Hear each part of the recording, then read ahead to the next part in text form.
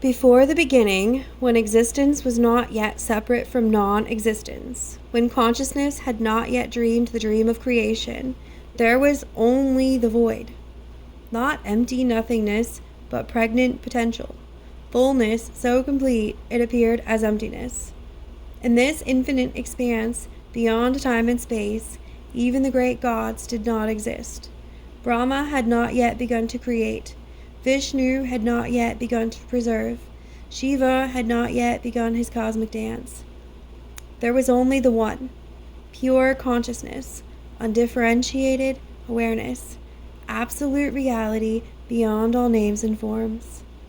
But within this supreme consciousness stirred the first impulse, the original desire. Let me become many.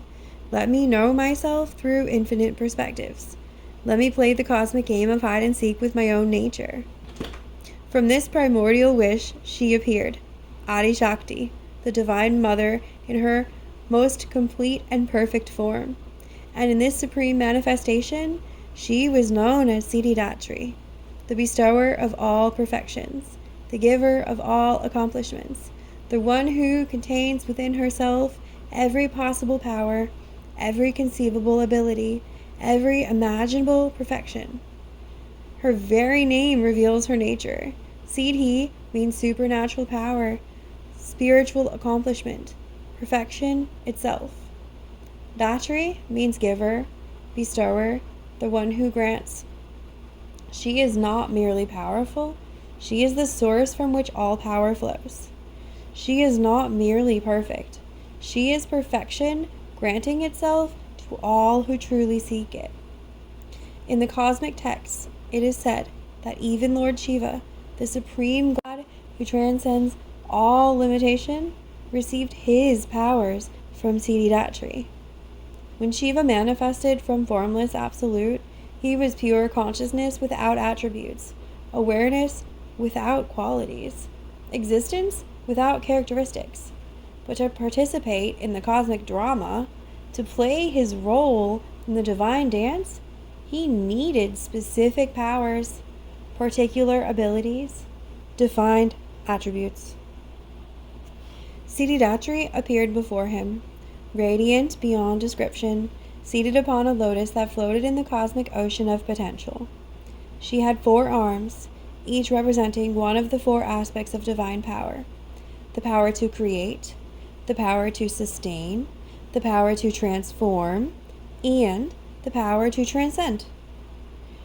In her hands, she held symbols of complete mastery: the discus of time, the conch of cosmic sound, the mace of divine authority, and the lotus of perfect realization.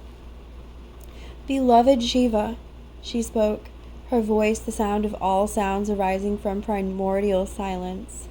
You are the infinite consciousness, complete and perfect in yourself, yet to manifest in form, to dance the cosmic dance, to fulfill your divine purpose, you require specific siddhis, specific accomplishments that will allow the formless to take form, the infinite to express finitely, the eternal to play in time. With her blessing, she granted Shiva the 18 primary siddhis, the supernatural powers that yogis and sages seek through lifetimes of practice. She gave him Anima, the power to become smaller than the smallest atom. She granted him Mahima, the ability to expand to infinite size. She bestowed Laghima, the power to become lighter than air. She offered Garima, the capacity to become heavier than the heaviest mountain. She gave him Prapti, the power to obtain anything from anywhere. She granted Prakamya, the ability to fulfill any wish. She bestowed Ishitva, the power of absolute lordship over creation. She offered Vashitva, the capacity to control all natural forces. These 8 classical siddhis were only the beginning. She granted him the power of omniscience, to know all that has been, all that is, and all that will be. She gave him omnipotence, the ability to do anything imaginable and unimaginable. She bestowed omnipresence, to be everywhere simultaneously, pervading all space and time. Most importantly, she granted him the power to grant powers to others, to bless devotees with abilities, to bestow grace upon seekers, to transform the limited into the limitless through divine intervention. As Siddhidatri blessed Shiva with these infinite capacities, something remarkable happened. Shiva's form began to shimmer and transform. His left half became feminine, taking on the qualities of Shakti herself. This was the birth of Ardhanarishvara, the half-male, half-female form that represents the inseparable unity of consciousness and energy, awareness and power, Shiva and Shakti. See, Siddhidatri revealed, even you who are supreme consciousness itself require my power to manifest and act. Consciousness without power is potential without realization. Awareness without energy is knowing without doing. You are what is. I am what makes what is become what can be. From this primal bestowal of powers upon Shiva, all other divine powers flowed. When Brahma needed the creative capacity to manifest the universe, he received it from Siddhidatri. When Vishnu required the sustaining power to preserve all existence, he obtained it from her grace. When the gods needed weapons to fight demons, when sages sought wisdom to understand truth, when yogis desired abilities to transcend limitation, all came to Siddhidatri, and all received according to their devotion, their readiness, their true need. But Siddhidatri's gifts were never ordinary or random. She did not grant powers simply because someone desired them, or even because they practiced intensely to obtain them. She granted only what would serve each being's ultimate spiritual evolution, only what would move them closer to recognizing their own divine nature, only what would ultimately lead them back to the realization that all siddhis, all powers, all accomplishments are ultimately expressions of their own infinite consciousness. The ancient texts speak of 8 primary siddhis and 18 secondary ones, but Siddhidatri herself is said to possess 64 primary divine qualities and countless subsidiary powers. Yet, the supreme teaching of Siddhidatri is not about accumulating these powers or even desiring them. Her ultimate gift is the recognition that the seeker and the sought, the devotee and the deity, the one who desires power and the power itself, are all ultimately one. There is a profound story told of a great yogi who practiced for countless years to obtain the 8 siddhis. He mastered techniques of concentration, perfected postures of yoga, chanted mantras millions of times, and performed austerities that would break ordinary beings. Finally, through his intense practice, he began to manifest some of these powers. He could become very small or very large. He could materialize objects from nowhere. He could know things happening at great distances. Proud of his accomplishments, he thought, "Now I have achieved what I sought. Now I am powerful. Now I am special." But the more he exercised these powers, the less peace he felt. The more he demonstrated his abilities, the emptier he became. The siddhis he had worked so hard to obtain seemed to create more problems than they solved, attracting attention he didn't want, creating expectations he couldn't meet, separating him from others who could not do what he could do. In desperation, he finally prayed to Siddhidatri herself. "Mother," he cried, "I have obtained the powers I sought, but I have lost my peace. I have gained abilities, but I have lost my joy. Please take back these siddhis and give me what I truly need." Siddhidatri appeared before him, radiant with infinite compassion. "Beloved child," she spoke gently, "I never gave you these powers. You developed them through your own practice and will. What I can give you is far greater than any supernatural ability. I can give you the understanding that makes all siddhis irrelevant." She touched his forehead, and in an instant, he understood. The powers he had developed were real enough, but they were ultimately insignificant compared to the power that had always been present.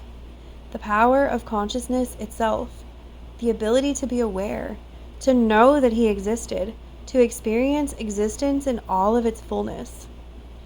Every being already possesses the greatest siddhi, Siddhidatri revealed, the power to be conscious, to be aware, to recognize your own existence. This is the supreme accomplishment that makes all others pale in comparison. The yogi who can make himself as small as an atom has not accomplished anything more miraculous than the infant who opens his eyes and sees for the first time. The sage who can materialize objects has not performed any greater wonder than the tree that materializes fruit from invisible seeds. She explained the deeper teaching. The 8 classical siddhis that yogis seek are merely reflections of the natural powers consciousness already possesses. The power to become smaller than an atom is just the recognition that consciousness can focus on the minutest detail. The power to expand infinitely is simply consciousness recognizing its own boundless nature. The power to become weightless is consciousness transcending identification with the heavy material form. The power to become immeasurably heavy is consciousness fully incarnating into physical reality. The power to obtain anything from anywhere? Well, it's consciousness recognizing it already contains all possibilities within itself. The power to fulfill any wish is consciousness understanding that desire and fulfillment are movements within itself. Lordship over all is consciousness realizing it is the source and substance of everything. Control over nature is consciousness knowing that what appears as external nature is actually its own projection. The yogi listened with growing wonder as Siddhidatri revealed the ultimate truth. These powers that seem so extraordinary are actually the most ordinary truth of consciousness itself. You already possess them because you are consciousness. You are not a limited being who might gain supernatural powers. You are infinite awareness temporarily playing at being limited. And all siddhis are simply consciousness remembering different aspects of what it already is. This, she concluded, is my supreme gift. Not the granting of powers you don't have, but the revelation that you are the power itself. Not bestowing abilities from outside, but awakening recognition of the infinite capacity within. I am called Siddhidatri, not because I give you something foreign to your nature, but because I reveal what your nature truly is. From that day forward, the yogi understood that the greatest siddhi is the siddhi of recognition, recognizing that the seeker is the sought, that the devotee is the divine, that the one asking for power is the power itself, temporarily forgetting its own nature.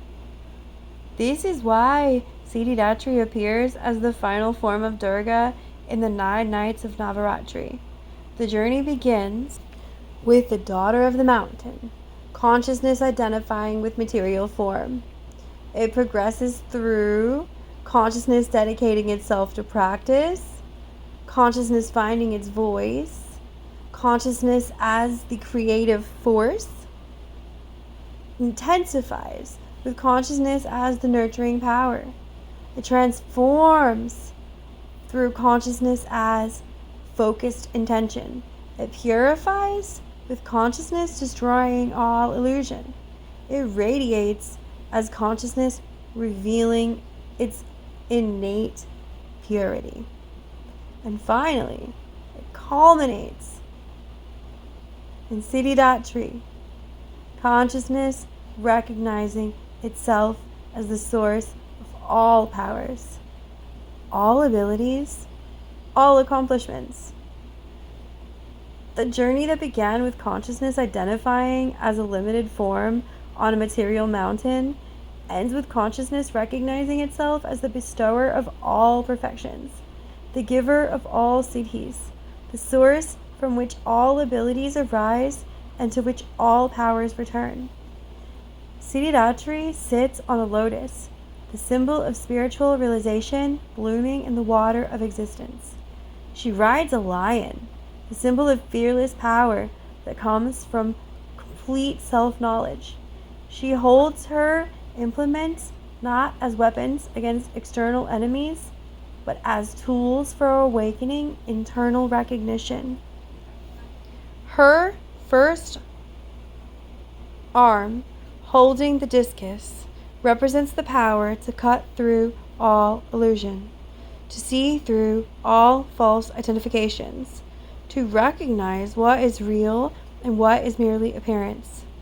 The second arm, holding the conch, represents the power of truth-telling, the ability to speak and embody one's own authentic realization, to sound the note of awakening that helps others recognize their own nature. The third arm, holding the mace, represents the power to remain established in truth despite all challenges, to maintain one's realization even when circumstances seem to deny it, to stand firm in the recognition of one's divine nature. The fourth arm, holding the lotus, represents the power of complete realization itself, the flowering of consciousness into full recognition of its own infinite nature, the blossoming of awareness into perfect understanding. Her 4 arms represent the 4 aspects of the supreme gift she offers. Those who truly understand Siddhidatri's teaching stop seeking powers and start recognizing the power they already are.